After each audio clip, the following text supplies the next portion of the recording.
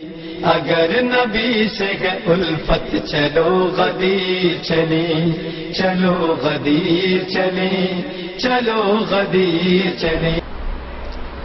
اعوذ باللہ من الشیطان الرجیم، بسم اللہ الرحمن الرحیم، الحمد للہ رب العالمین،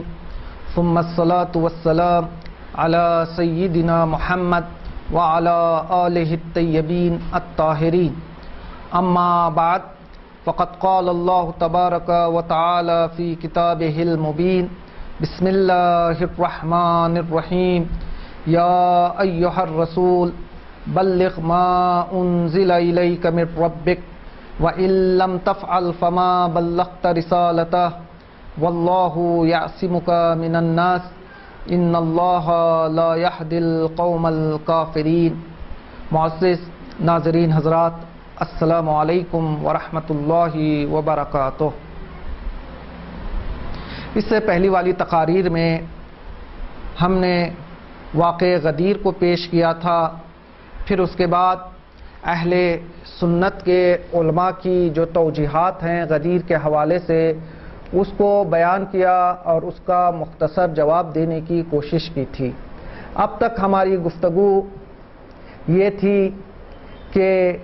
تمام عالم اسلام کا اس بات پہ اتفاق ہے کہ ہجرت کے 10ویں سال رسول اسلام نے حج کے بعد غدیر نامی جگہ پر اصحاب کے درمیان ایک طویل خطبہ ارشاد فرمایا تھا، اور خطبے میں یہ جملہ ارشاد فرمایا تھا کہ من کنتو مولا فہذا علی مولا۔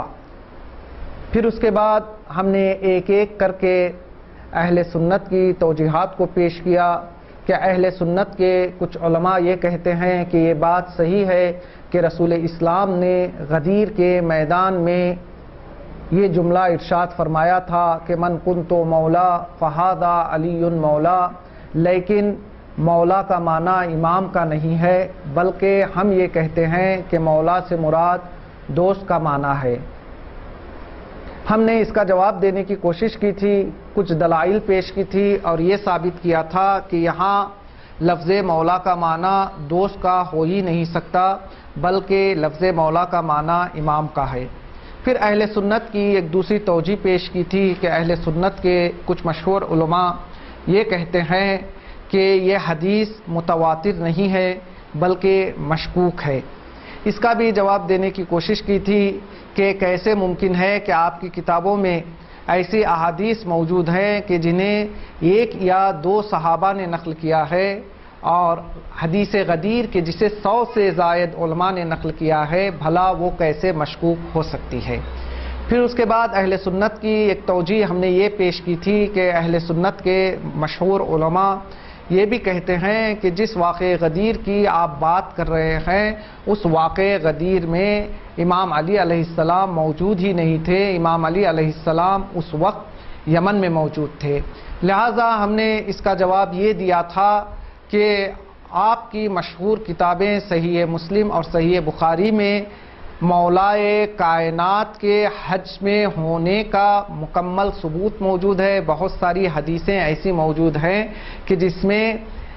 یہ بتایا گیا ہے کہ مولائے کائنات حجۃ الوداع میں موجود تھے۔ پھر اس کے بعد بعض علماء نے یہ توجیہ پیش کی تھی، ہم اس لیے حدیث غدیر کو نہیں مانتے کیونکہ حدیث غدیر صحیح مسلم اور صحیح بخاری میں نہیں ہے۔ اس کا جواب ہم نے یوں دیا تھا کہ خود صاحب صحیح بخاری یہ تحریر فرماتے ہیں کہ میں نے اپنی کتاب میں صحیح حدیثوں کو جمع کیا ہے، لیکن اس کے باوجود بھی بہت ساری صحیح حدیثیں ایسی ہیں کہ جسے میں نے نقل نہیں کیا ہے۔ گزشتہ تقریر میں ہم نے اہل سنت کے کتابوں سے کچھ مشہور اعترافات کو غدیر کے حوالے سے پیش کیا تھا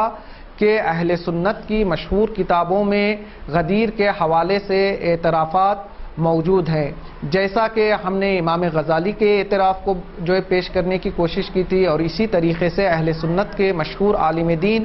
سبط بن جوزی کے اعتراف کو بیان کیا تھا، اور کتاب ینابیع المعدہ سے خلیفہ دوم کے اعتراف کو پیش کیا تھا، اور اسی طریقے سے معاویہ بن ابی سفیان اور عمر عاص کے اعتراف کو بیان کیا تھا کہ یہ سارے کے سارے لوگ غدیر کے واقعے کا اعتراف کرتے ہیں۔ آج کی اس مختصر سی تقریر میں ہم اہل سنت کی ایک دوسری توجیہ کو پیش کرنے کی کوشش کریں گے۔ اہل سنت کے علماء یہ کہتے ہیں کہ بعد رسول جب امت نے اپنا خلیفہ انتخاب کر لیا، پھر اس کے بعد مولائے کائنات جب انصار و مہاجرین کے گھر پہنچے اور وہاں پہنچنے کے بعد اپنی بیعت کا مطالبہ کیا، تو مہاجرین اور انصار نے یہ جواب دیا کہ اے علی، آپ نے آنے میں دیر کر دی، اگر آپ پہلے آتے اور ہم سے بیعت کا مطالبہ کرتے تو ہم آپ کی بیعت کر لیتے، چونکہ ہم عرب ہیں اور اپنے قول کے پائبند ہیں، چونکہ ہم نے اب خلیفہ اول کی بیعت کر لی ہے، لہذا یہ ممکن نہیں ہے کہ ہم آپ کی بیعت کریں۔ اور اسی طریقے سے کتابوں میں ملتا ہے کہ شب کی تاریکی میں جب مولائے کائنات شہزادی اور حسنین کو لے کر مہاجرین اور انصار کے گھر جاتے تو وہاں بھی انہیں یہی جواب جو ہے ملتا کہ اے علی، آپ نے آنے میں دیر کر دی، اگر آپ پہلے آتے تو ہم آپ کی بیعت کر لیتے۔ تو میں یہ توجیہ پیش کرنے والوں سے ایک سوال کرنا چاہوں گا کہ خلیفہ اول کی بیعت پہلے ہوئی تھی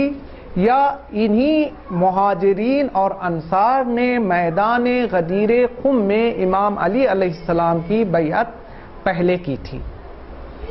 یعنی یہاں پر یہ بہانہ کیا جا رہا ہے کہ ہم نے بیعت کر لی ہے، لہذا اب جب ایک آدمی کی بیعت کر لی ہے تو یہ ممکن نہیں ہے کہ ہم دوبارہ آپ کی بیعت کریں۔ تو میں ان سے کہوں گا کہ یہی بات جب خلیفہ اول کے بیعت کا مسئلہ تھا، اس وقت ان انصار و مہاجرین نے کیوں نہیں کہی کہ ہم نے رسول خدا کی موجودگی میں 1,20,000 لوگوں کے درمیان ایک مرتبہ علی کی بیعت کر لی ہے، لہذا ہم بعد رسول آپ کی بیعت نہیں کر سکتے۔ یا اسی طریقے سے دیکھیے، جب بات خلیفہ اول کی آتی ہے تو اہل سنت کے علماء نے یہ کہا کہ چونکہ بیعت ہو چکی تھی لہذا اب بیعت نہیں کی جا سکتی، یعنی اس کا مطلب یہ ہے کہ یہ لوگ بیعت کے پائبند ہیں، گرچہ انہوں نے غدیر والی بیعت کو بھلا دیا۔ چلے اس بات کو بھی چھوڑ دیتے ہیں، لیکن میں ایک دوسرا سوال علماء اہل سنت سے یہ پوچھنا چاہوں گا کہ جب آپ یہ کہہ رہے ہیں کہ اگر کسی کی ایک مرتبہ بیعت کر لی ہے تو پھر اس کی بیعت کو توڑا نہیں جا سکتا، تو پھر زمانے کے مرور کے بعد جب مولائے کائنات نے زماں میں حکومت کو سنبھالا تو پھر اس کے بعد رسول اسلام کے مشہور صحابہ نے مولائے کائنات کی بیعت کو کیوں توڑ دیا؟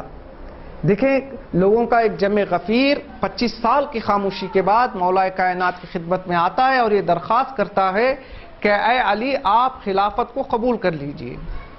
مفصل سارا جو ہے واقعہ آپ کے ذہنوں میں ہے۔ جب مولائے کائنات نے خلافت کو قبول کر لیا تو کچھ لوگوں نے جب دیکھا کہ علی کی خلافت میں ہمیں کچھ ملنے والا نہیں ہے، جیسا کہ تاریخ کا مشہور واقعہ بھی ہے کہ طلحہ اور زبیر مولائے کائنات کے مکان میں آتے ہیں، کیا دیکھتے ہیں کہ مولائے کائنات حساب و کتاب میں مشغول ہے۔ تو ایک مرتبہ جناب عمار ان لوگوں کے درمیان کھجور لا کر پیش کرتے ہیں اور یہ کہتے ہیں کہ آپ کھجور کو نوش فرمائیے، جب علی اپنے کام سے فارغ ہو جائیں گے تو آپ سے بھی مل لیں گے۔ لیکن ان لوگوں نے جناب عمار سے کہا کہ نہیں عمار، تم کھجوروں کو رہنے دو، ہم آج علی کے ساتھ کھانا کھائیں گے۔ تو ایک مرتبہ جناب عمار نے کہا کہ آج جو علی کھانے والے ہیں تم لوگ کھا ہی نہیں سکتے۔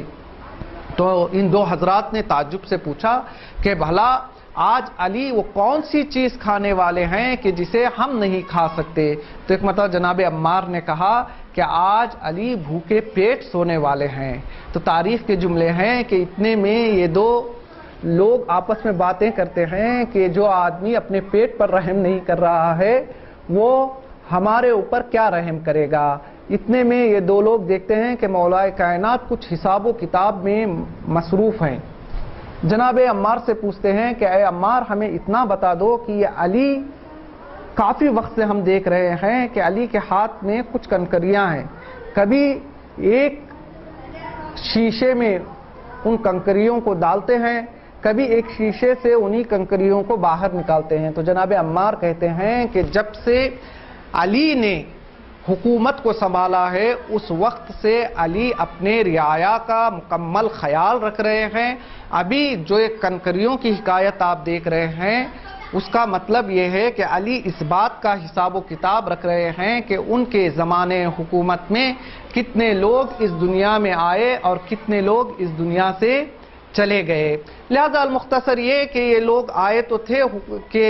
ان کو کہیں کا والی بنا دیں، لیکن جب ان لوگوں نے دیکھا کہ علی گزشتہ خلفاء کے برعکس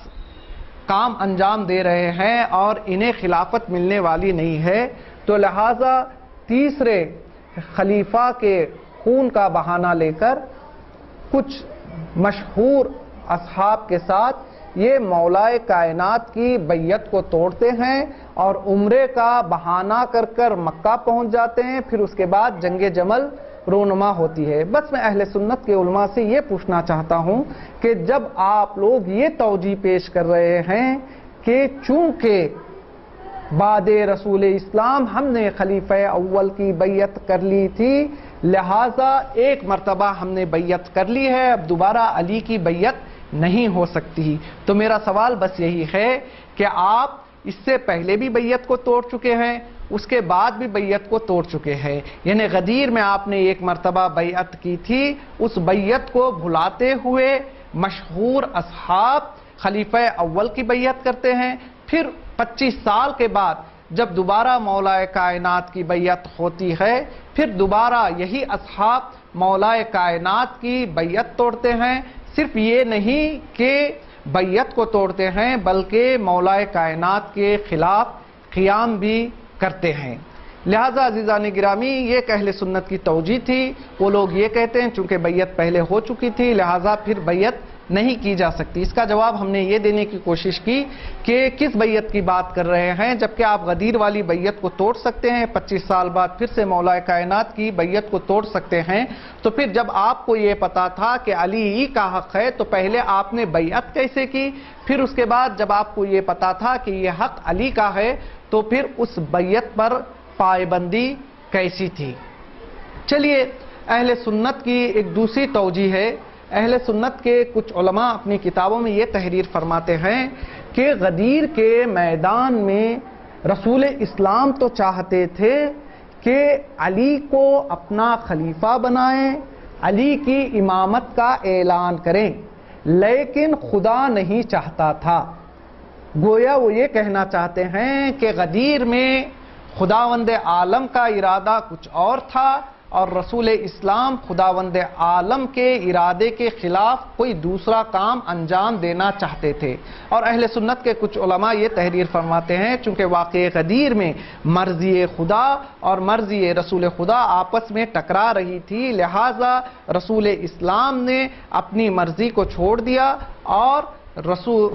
اللہ کی مرضی کو اپنا لیا اور اسی اعتبار سے مولا کائنات کا نام غدیر کے میدان میں اپنی زبان پر نہ لیا۔ انشاءاللہ اگلی تقریر میں ہم اس توجیہ کا مفصل جواب دینے کی کوشش کریں گے۔